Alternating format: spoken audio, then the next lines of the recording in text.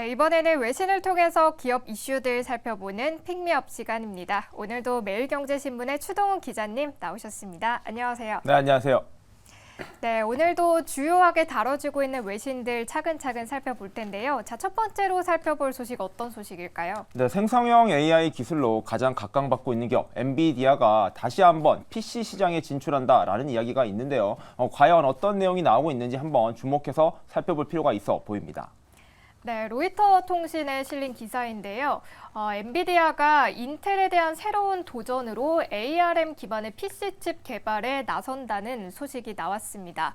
자, AI 칩의 선두주자로 현재 AI 칩 시장을 장악하고 있는 엔비디아가 이번에는 이렇게 PC용 칩 개발에 나섰다는 소식인데요. 자, 엔비디아발 지각 변동에 관심이 집중되고 있습니다. 내용 자세하게 짚어볼까요? 네, 컴퓨터를 조금 아시는 분들은 이 엔비디아와 인텔 그리고 AMD의 관계를 조금 잘 아실 겁니다. 사실 엔비디아는요, PC용 시장에 이미 진출해서 잘 자리를 잡고 있죠. 그런데 그 시장이 바로 GPU라고 불리는 이 그래픽 기반의 칩에서 굉장히 강한 모습을 보이고 있습니다. 하지만 젠슨 왕 CEO가 사실은 처음부터 도전하려 했던 시장은 이 바로 CPU 시장이었습니다. CPU는 중앙 처리 장치라고 불리고요. 이 PC의 두뇌라고 불리는 부분인데 이 부분에 도전을 하고 싶었지만 처음에 창업 직후에는 이게 여의치 않았습니다. 인텔이 워낙 잘 나가고 있었고요. 거기에 도전하기에는 이 엔비디아가 너무 작은 회사였기 때문인데요. 그로 인해서 GPU 시장에 도전을 했고요. 그 GPU 시장을 장악한 엔비디아가 현재는 AI에 기반한 바로 인공지능 기술의 반도체 칩의 최강자로 떠올랐습니다. 이미 AI 시장에서는요, 인텔을 뛰어넘어서 가장 높은 점유율을 차지하고 있는 기업이 바로 엔비디아다라고 보시면 될 것 같은데, 이러한 영향력을 바탕으로 해서 다시 한번 PC 시장에 도전을 한다라는 소식이 들려들고 있습니다.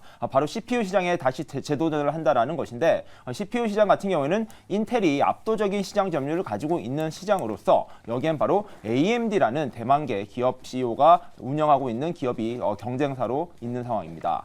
여기에다가 엔비디아가 기존의 기술 경쟁력을 더해서 이번에 CPU 시장에 진출한다라는 뉴스가 현지에서 나오고 있습니다. 결국에는 지각 변동을 예고하고 있는 상황이라고 보시면 될 것 같은데, 기존의 PC 시장의 최강자 인텔에게 가장 큰 위협이 될 수 있는 경쟁사인 바로 엔비디아의 등장으로 인해서 PC 시장엔 어떤 변화가 생길 것인지에 대해서 시장에선 벌써부터 관심이 높은 상황이다라고 보시면 될 것 같은데요. 인텔의 매출이 지난 2분기에 129억 달러를 달성했었는데 그중에서 PC용 칩 부분이 68억 달러입니다. 이건 대부분 CPU 기반의 시장이라고 보시면 될 것 같은데, 이 시장을 한번 다시 이 엔비디아가 도전한다라는 소식이 나오면서 과연 엔비디아가 얼마나 빠르게 그리고 경쟁력 있는 기술력을 보여줄 수 있을지에 대해서 관심이 쏠리고 있다라고 보시면 될 것 같고요. 특히 조금 기술적인 부분인데 이 인텔 같은 경우에는 X86 아키텍처라고 부르는 자체 개발 기술을 이용하고 있는데요. 이번에 엔비디아는 ARM입니다. 영국의 반도체 설계 기업 ARM에 기반한 기술을 바탕으로 해서 도전장을 내민다라는 것도 새로운 뉴스라고 보시면 될 것 같고요. 이 저전력 반도체라고 보시면 될 것 같습니다. 과연 이 엔비디아가 모바일 칩에서 많이 쓰였던 ARM 기반의 아키텍처를 활용해서 어떻게 인텔의 아성에 도전할지, 그리고 PC 시장에 어떠한 균열을 일으킬지에 대해서 관심이 많이 쏠리고 있다는 점, 사실 엔비디아 투자자 입장에서는 얼마나 더 많은 성장을 이번 PC 시장을 통해서 이뤄낼지에 대해서 초미의 관심사가 커지고 있다 정도로 정리해 보시면 될 것 같습니다. 네, 이렇게 PC 칩 시장에 도전하는 엔비디아의 소식 첫 번째 기사로 살펴봤습니다. 자, 이어서 다음 기사 살펴볼 텐데요. 자, 이번엔 어떤 기업의 이야기일까요? 네, 지지부진했었던 이 비트코인 시장이 다시 한번 크게 돌풍이 불고 있는 분위기가 연출되고 있습니다. 비트코인 가격이 굉장히 많이 뛰었는데요. 문제는 이게 더 이상 올라갈 수 있다라는 의미가 내포되어 있다는 것입니다. 네, 먼저 그럼 기사부터 체크해 보도록 하겠습니다. 암호화폐 대장주가 곧 시장을 이끌 것이다 라는 내용의 기사인데요. 자, 비트코인의 가격 급등이 오늘 하루에 정말 뜨거운 감자였죠. 이 암호화폐뿐만 아니라 이 주식시장에서도 관련주들이 일제히 급등했는데요. 한때 비트코인 가격이 35,000달러를 돌파하기도 했고 일주일 사이에 무려 20%가 올랐다고 하거든요. 자, 왜 이렇게 오르는지 상승 배경과 함께 좀 살펴볼까요? 네, 비트코인이 하루 사이에 10% 이상 급등하면서요. 35,000달러 달러 인근까지 올라갔었습니다. 그렇다 보니까 이러한 비트코인의 상승 분위기가 이 암호화폐 시장에 새로운 바람을 불러일으킬 수 있을 것인지에 대한 관심도 커지고 있다라고 보시면 될 것 같은데요. 비트코인이 35,000달러에 육박했던 것은 지난해 5월 이후 약 1년 5개월 만에 처음 있는 일입니다. 그만큼 3만 달러, 35,000달러 인근까지 올라간 것은 굉장히 유의미한 숫자다라고 보시면 될 것 같은데요. 자, 그 배경을 놓고도 왜 이렇게 오르고 있냐라는 의구심도 커지고 있는 상황입니다. 자, 그 배경에는요, 바로 이 비트코인이라는 이 자산이 드디어 시장 경제 안으로 들어올 수 있다라는 이야기가 나오고 있기 때문입니다. 바로 현물 상장 지수 펀드 ETF 시장에서 이 현물 거래가 이루어질 것이다라는 관측이 힘이 실리고 있는데요. 바로 한 재판의 결과가 나왔기 때문입니다. 자, 증권 시장의 감독 당국이죠. 바로 증권거래위원회 SEC가요. 이 암호화폐 시장에 대해서 ETF 시장으로의 진출은 좀 어렵다, 리스크가 크다라면서 제지를 했었습니다. 이와 관련해서 그레이스케일이라는 기업에서는 이 현물 ETF 상품, 이 비트코인 상품의 현물 ETF의 진행하려고 했었는데요. 그에 대해서 소송이 붙었었는데 결국에 재판부의 판단은 그레이스케일의 손을 들어줬다라는 것인데요. 현물 ETF 상품이 출시되지 못할 이유가 없다라는 이유를 대면서 이번에 ETF 상품을 출시할 수 있게 SEC가 승인해야 된다라는 발표를 했습니다. 그로 인해서 이제 SEC는 어쩔 수 없이 현물 ETF 상품을 출시하는 것을 승인해야 되는 결과가 나왔는데요. 현재 아크 인베스트를 포함해서 블랙락 등 여러 자산 운용사에서 비트코인 ETF 상품을 출시하려고 준비를 해오고 있었습니다. 그런 만큼 내년 1월부터는 이 비트코인 현물 ETF 상품이 출시될 가능성이 높아졌고요. 이 제도권 안으로 비트코인이 들어오게 되면서 이 비트코인의 가격이 급등하고 있다라고 보시면 될 것 같고요. 현재 세계적인 베스트셀러 작가죠. 부자 아빠 가난한 아빠를 지었던 로버트 기요사키 씨는요. 최근 한 인터뷰에서 비트코인이 3만 달러를 돌파한다면 향후 13만 달러까지도 충분히 갈 수 있다라는 의견을 내놨습니다. 이 말인 즉슨 현재 3만 달러만 넘은 것만 해도 굉장히 높게 올라간 것인데 이것은 시작에 불과하다라고 이야기를 하는 것인데요. 과연 비트코인이 제3차 웨이브, 3차 붐이 일어날 수 있을지 지금부터 암호화폐 시장을 다시 한번 들여다봐야 될 가능성이 커 보인다라는 분석이 나오고 있습니다. 네, 이렇게 오늘 두 번째 기사로는 오늘 하루 화제가 됐던 이 비트코인 급등과 관련한 내용들 정리를 해봤고요. 자, 이어서 다음 기사 살펴보겠습니다. 자, 이번엔 어떤 소식일까요? 자, 전기차의 대세론 속에서요. 여전히 석유에 대한 필요성의 강조가 되고 있는 상황이다라고 보시면 될 것 같은데요. 유가가 여전히 현물 시장에서는 큰 의미를 부여하고 있는 가운데 과연 어떤 딜이 나왔다라는 측면에서 관심이 쏠리고 있다라고 보시면 될 것 같습니다. 네, 파이낸셜 타임즈에 실린 기사인데요.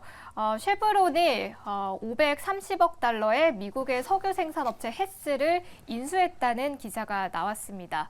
자, 얼마 전에 이 쉐브론의 경쟁사인 엑손모빌도 이 시추 회사 파이오니어를 인수했죠. 그런데 이번에는 이렇게 쉐브론도 헤스의 인수를 결정하면서 이렇게 석유 공룡들의 M&A가 계속해서 이어지고 있는데요. 석유 시대는 저물고 있다는 표현이 무색할 만큼 계속해서 베팅이 이루어지고 있습니다. 자세하게 한번 살펴볼까요? 네, 말씀해 주신 대로 전기차의 부상으로요. 이 정유업체들의 위기감은 커져 왔었습니다. 그렇다 보니까 여러 정유업체들이 이러한 석유 사업을 포기하고 다른 사업으로 진출한다. 전기차와 관련된 1차적인 강물 생산에도 들어간다라는 이야기가 나왔었는데요. 여전히 석유 시장이 죽진 않을 것 같다라는 전망이 나오고 있습니다. 석유 공룡이라고 불리는 쉐브론 같은 경우에 이번에 미국의 에너지 기업 헤스 코퍼레이션을 530억 달러, 한국 돈으로 72조 원에 인수한다라는 발표를 했기 때문인데요. 여러 기업들이 여전히 석유 시추와 관련된 기업의 M&A에 투자를 하면서 석유 산업이 죽지 않았다라는 것을 입증하고 있다. 라고 보시면 될 것 같습니다. 자, 쉐브론의 인수 가격은요 530억 달러. 이게 바로 굉장히 큰 메가딜이라는 것입니다. 불과 2주 전에 이 경쟁사이죠. 바로 엑슨모빌에서 600억 달러 들어서 경쟁사를 인수했었는데 쉐브론까지 추가 M&A에 발을 들이면서 아직까지 석유 시장에서는 먹을 것이 남아있다라는 분위기가 형성되고 있습니다.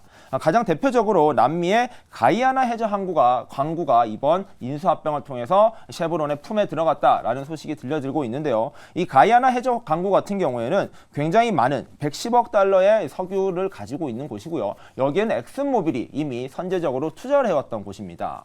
이곳에 쉐보론이 다시 한번 발을 담그게 됨으로써 이곳에 석유를 어떻게 캐내느냐, 이것을 얼마나 확보하느냐가 이번 인수합병의 가장 중요한 열쇠가 될 것이다 라는 뉴스가 나오고 있는 상황이고요.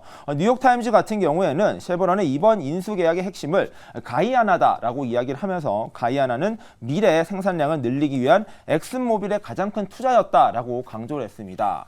즉, 이 가이아나를 두고 두 기업의 경쟁이 앞으로 치열해질 것으로 예상되는 만큼 얼마나 두 기업들의 경쟁이 불꽃일지도 한번 살펴봐야 될 것 같고요. 쉐보론의 마크 워스 CEO는요, 이번 인수 합병을 통해서 쉐보론은 세계 수준의 자산을 추가했고 포트폴리오를 더욱 강화할 수 있다라고 강조를 했습니다. 즉, 이제부터 새로운 사업에 도전할 것이다 라는 전망과 달리 기존 산업인 석유 시추 산업도 여전히 챙겨가면서 추가적인 신사업을 발굴하겠다. 이 투트랙 전략이 계속해서 가져갈 것이다 라는 분석이 나오고 있는 상황이고요.